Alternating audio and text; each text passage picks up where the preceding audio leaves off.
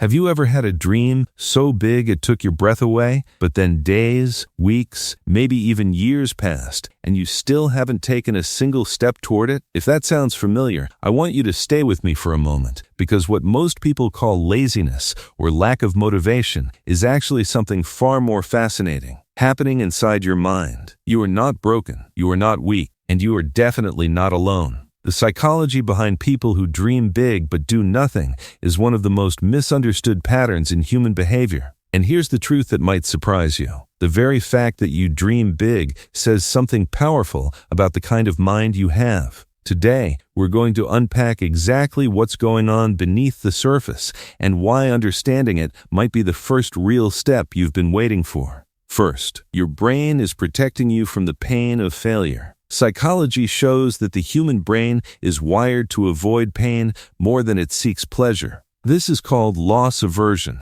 and researchers have found that the fear of losing something, including your self-image, is often twice as powerful as the excitement of gaining something. When your dream feels huge and meaningful, the stakes feel enormous, and so your mind quietly whispers, "If I never try, I can never truly fail." Think about someone who wants to write a book. They talk about it for years. They have the idea, the passion, even the outline in their head, but they never open a blank document. Why? Because as long as they haven't started, there's still someone who could write a great book. The moment they try, that protection disappears. Second, you may be experiencing something called arrival fallacy. Research in positive psychology, explored by Harvard lecturer Tal Ben-Shahar, suggests that many people unconsciously believe achieving their goal will finally make them feel complete. This creates a strange paradox. The dream becomes so precious, so tied to your future happiness, that taking imperfect action toward it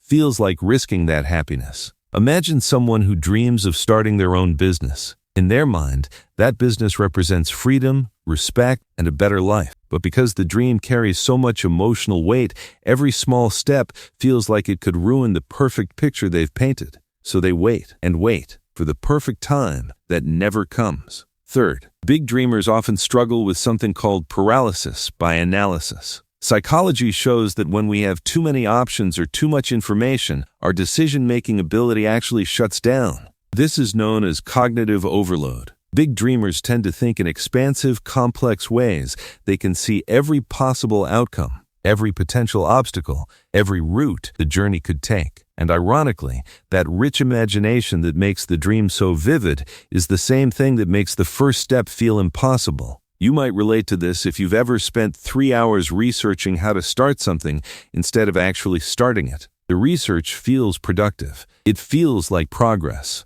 But it's actually a very comfortable way to stay exactly where you are. Fourth, your identity might not have caught up with your dream yet. Research in behavioral psychology suggests that people act in alignment with how they see themselves. Psychologist Dr. Carol Dweck's work on identity and mindset shows that if, deep down, you don't yet see yourself as the kind of person who achieves things like this, your actions will quietly follow that inner story, not your dream. If you grew up hearing that people like you don't get to live lives like that, if somewhere along the way you absorb the belief that big success is for other people, your dreams can feel like they belong to a stranger. Wanting it is easy. Believing you're allowed to have it is a completely different thing.